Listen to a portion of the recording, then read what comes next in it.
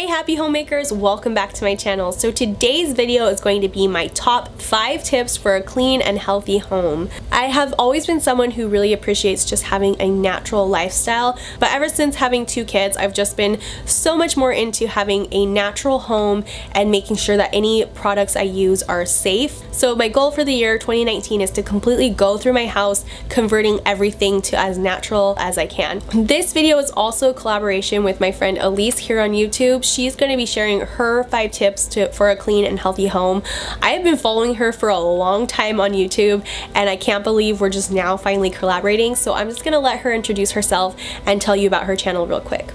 Hi everyone, I'm Elise Sheree from YouTube. I live in Sydney, Australia, and I have 2 kids, Zara who's 5 years old and Adrian who is 6 months old.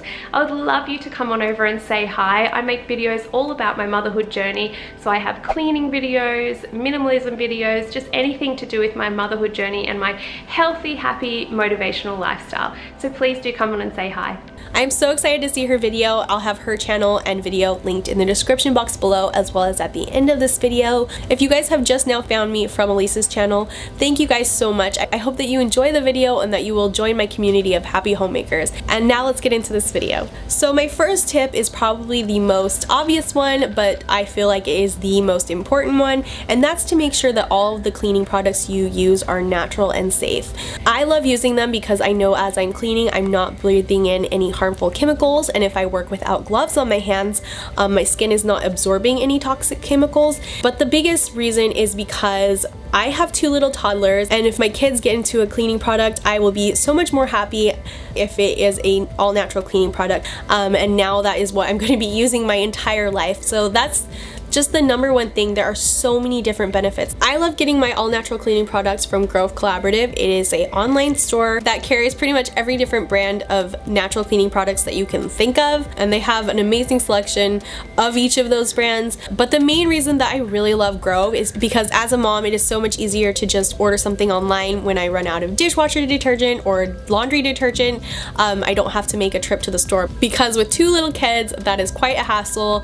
So I really appreciate having everything delivered to my door. For January, celebrating New Year's, they have a campaign going for my subscribers. When you guys make your first $20 purchase on their website using my link, which I'll have down below, they will send you a glass spray bottle, a 3-pack of their all-natural concentrates, a Grove matte caddy, and a pack of Grove walnut scrubbers. If you are an existing customer, I have a link to get a pack of those for you down below for free with your next order. So anyways, that's just one way I really love getting my cleaning products. Again, no pressure to use my link, but if you do, I would really appreciate it. My next tip is to evaluate your kitchen and make sure that all of your cooking utensils and equipment are made from safe materials. There are some materials that cookware is made out of that are not the healthiest for us. Teflon is one of them. Nowadays Teflon is safer, but if you overheat the pan, it does still emit fumes that are toxic to breathe in. So that's something that I no longer use in my home. I do have ceramic titanium nonstick pans because I do like nonstick, so maybe exploring different options. And also I have enameled cast iron pans. I do still have some aluminum cookie sheets, but the healthiest materials to cook with are cast iron, glass, stainless steel, ceramics, and stoneware. So for 2019, one of my goals is to convert over to more of those materials.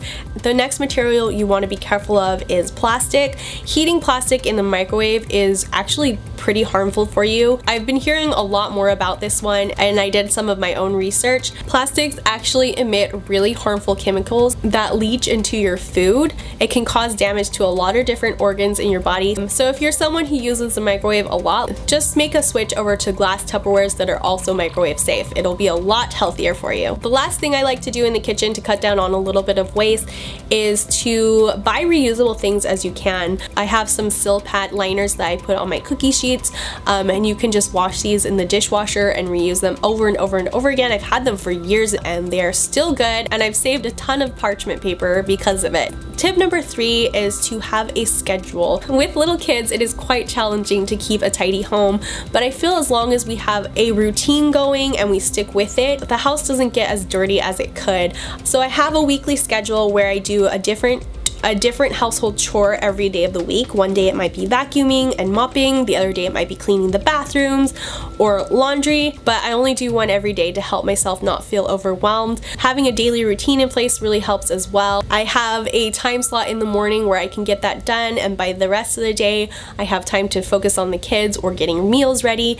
So it really helps to have some sort of structure to your day and stick with it. The fourth tip has to do with candles. I love having candles lit. I love having them throughout my home. There's just something really cozy and peaceful about having a flame flickering, but one of the hidden dangers is the fragrance. They are made out of chemicals which are not the healthiest when we breathe them in, so a safer option is to burn soy wax or beeswax candles that have either no fragrance or are scented with essential oils. I also like to diffuse essential oils in my diffuser. These are great because not only are you getting a yummy scent, but it has aromatherapy properties as well. I love diffusing citrusy scents in the mornings because they are really bright and awakening, but also the diffuser I have glows in different colors, so it kind of gives off the cozy vibe of a candle as well. And my kids really love it whenever the diffuser is on. They just want to play with the mist the whole time and smell it. You also want to make sure that the wicks you are burning are safe as well. Some can be made with lead, which is something that I'm shocked about. I thought we had all learned not to use lead in our products anymore,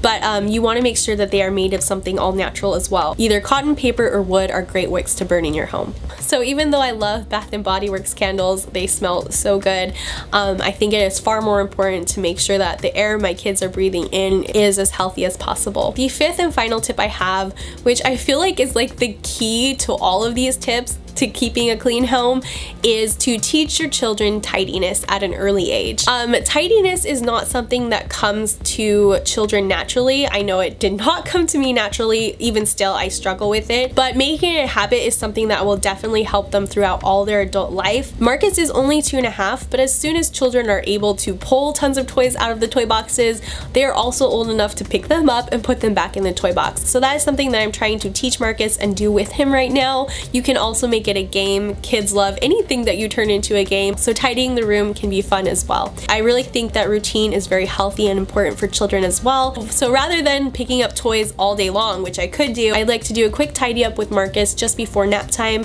and then we do another one at his bedtime routine after he has brushed his teeth and gotten in his PJs. In the end, the goal is not perfection. No one is ever gonna have a perfect home, and if you do, it's not gonna be a comfortable place for people to live in, especially not the children. So just strive for an orderly, peaceful, and safe home that will just be a space for you and your family to unwind and feel welcomed and be a sanctuary from the outside world.